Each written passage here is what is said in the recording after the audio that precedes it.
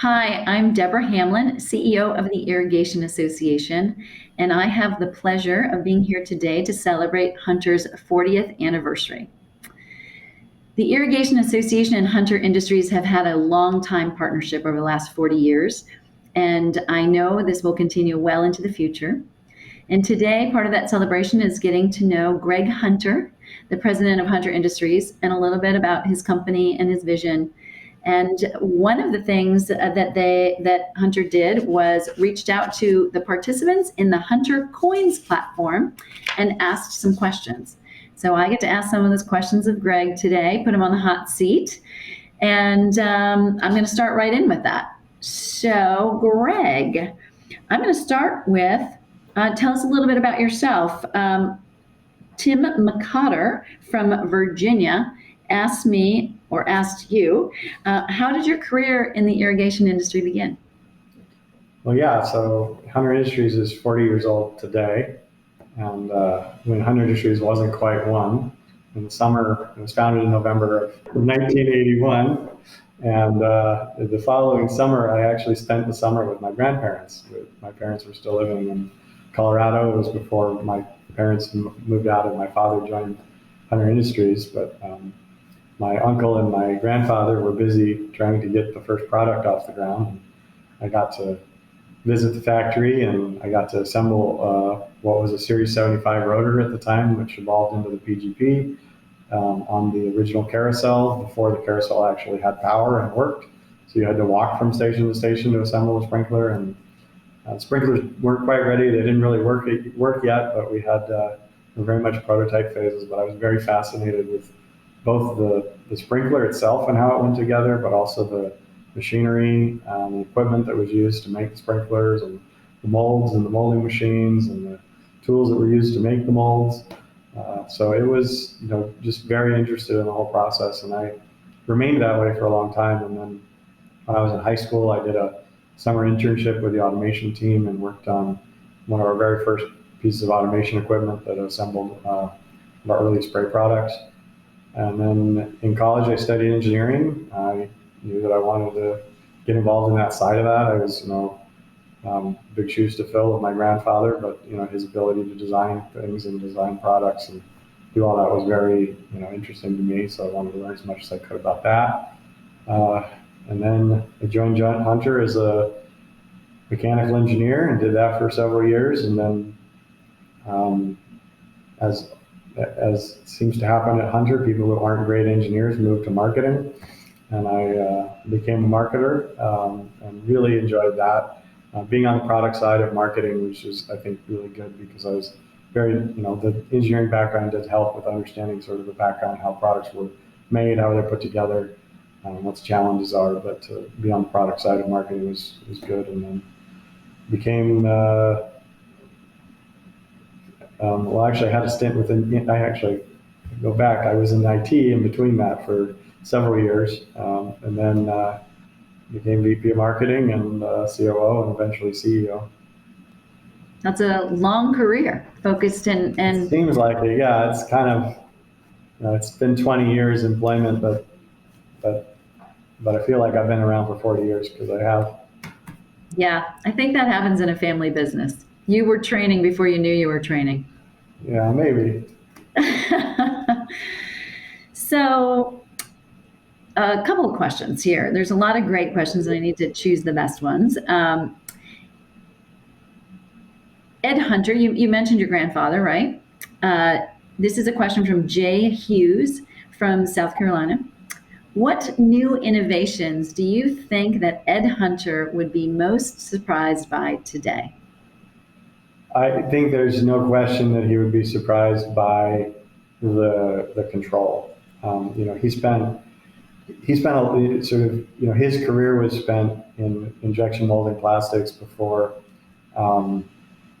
there were electronic timers, and what an irrigation controller was early on in his career and what it did versus what it can do today is really it's just a complete change. And so I think from an innovation standpoint, the things he would be most impressed with or most are those things. And probably just because there are things that he doesn't fully understand, right? Because the technology is new relative to his career and the time frame. But I think another really interesting question that I don't know if it's on the list, but people ask is, what would he think of Hunter Industries? And I know he would. What my father says when he's asked that question is, he would just say, "Wow," because the scope of what we've created and what we've become as a company is just so much bigger than I think what Paul envisioned and what my grandfather envisioned was possible.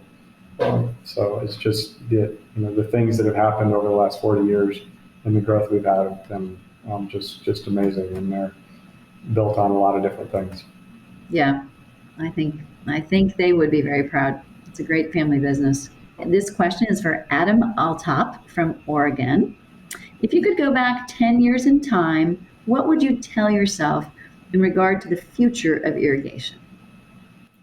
The biggest thing the difference between 10 years ago and today, and I would actually like to go back 13 years so that I can get back to 2008 when the global financial crisis impacted the construction business in really very much unforeseen ways. And at the time, I thought we would never get back, or it would take, well, at least a decade to get back to where we were.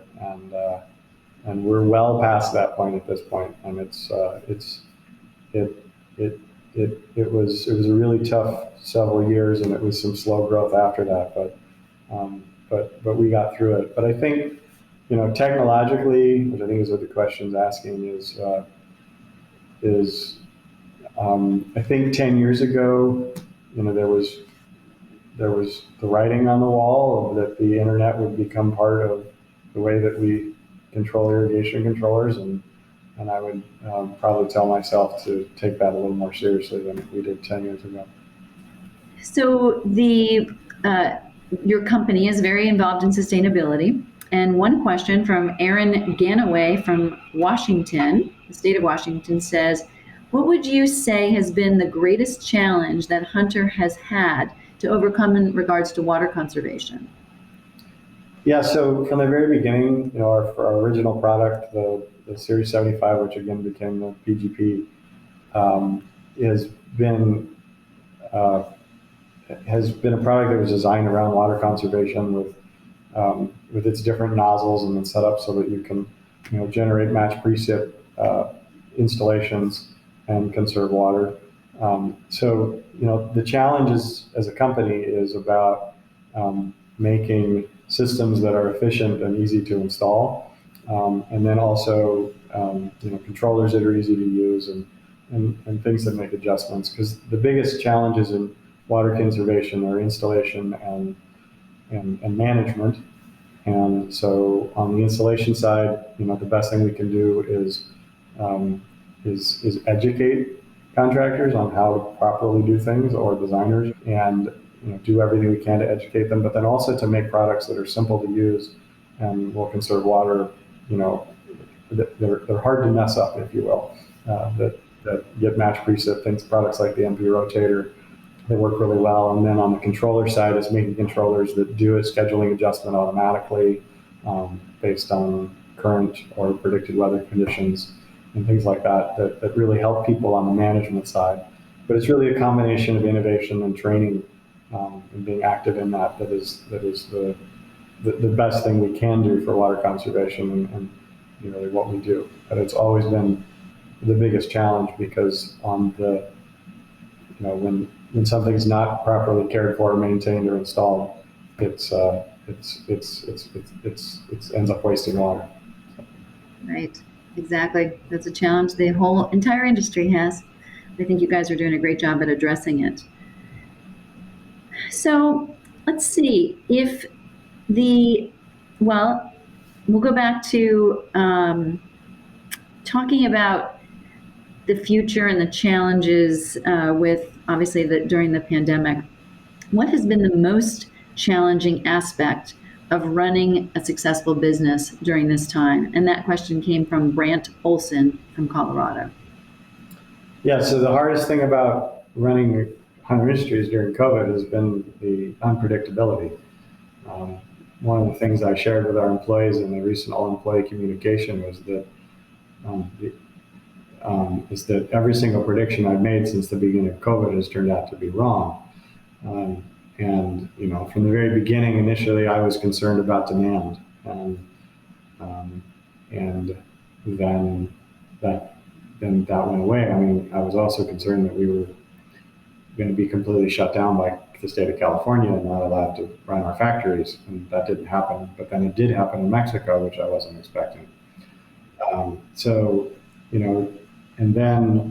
But as demand didn't increase, now we didn't have labor to catch up with demand, and then we got through the labor thing through the end of last year, and now we finally have the people to do the manufacturing. We're struggling with supply chain issues around getting products, getting components or finished product, and now the biggest challenge we're facing is a logistical one with shipping and all of that. So, and none of those things I was really predicted very well. I mean, I think I might have suspected that some of those things were going to come in place, but as far as predicting them, I didn't do that. So it's just the uncertainty that we've had to deal with, and having to be flexible as a company, and figure out things as you learn them.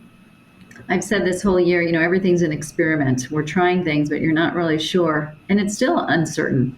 Moving forward, I think we're not going to have certainty for another couple of years anyway. So, question from Shane Fullerton in Michigan is, in your opinion, what is the single most significant product development in Hunter history?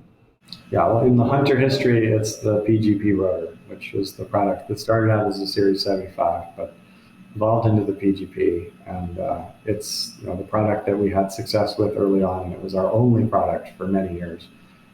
But it's the product that really got us in the door of distribution, and it's the product that we're able to use to launch everything else we've done since then, for the most part, and really build out an entire product portfolio. So without the PGP, there would be no Hunter Industries. There's no question about that. And it's the product that my uncle envisioned when he started the business, and it's really what got us going. That's pretty cool. Pretty cool. So Doug Chilton in California wants to know when the Hunter campus is going to be open again for factory tours. I hope the answer to that is soon, when we'll be doing fly-ins again. They're an important part of the things we do. I look forward to it. It'll happen. I mean, the way things are going now, I want to say it'll be soon. But on last July of this year, I would have said before the end of the year. So we'll have the campus open again soon. Good. I know folks will look forward to that. The last question I'm going to ask you, I'm not going to say the person's name because I'm not sure that that company wants to know this, that their person was asking, but are you hiring at Hunter Industries was one of the questions. Oh, yes, we are definitely hiring. They said we have the labor issue resolved, but that is it's not the complete story. So yes, we are hiring. We have a careers page on our website, which lists something like 40 jobs right now, job openings that are open. So yes, we are hiring, and we are always hiring. So. The Irrigation Association is looking for 4 people, although they're more sort of on the administrative assistant level, but if anyone's listening and they live in DC, call me. I'm going to ask my own question because everybody on this list would already know the answer, but I don't. What is the Hunter Coins platform?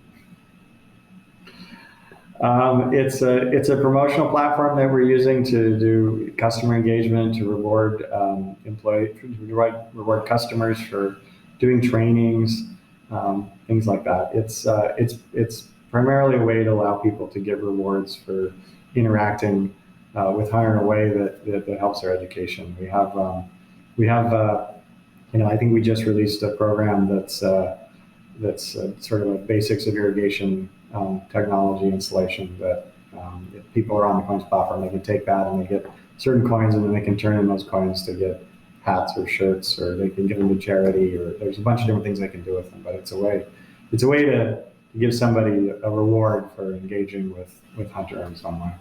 That's great. Yeah, I think that's wonderful. Well, I have asked the questions that I wanted to cover today and really appreciate the time with you, Greg. Is there anything you'd like to share before we close our session? Yeah, well, just for the last 40 years, the goal at Hunter Industries has been to be our customers' first choice for products and services, and to be recognized for our culture and preserving our values of customer satisfaction, innovation, family, and social responsibility. And we expect to be doing the same for the next 40 years. Well, I think it works. So stay on that plan. Thanks, Deborah. Thanks. It's been great getting to know you and Hunter better today, and congratulations with your success. Thanks.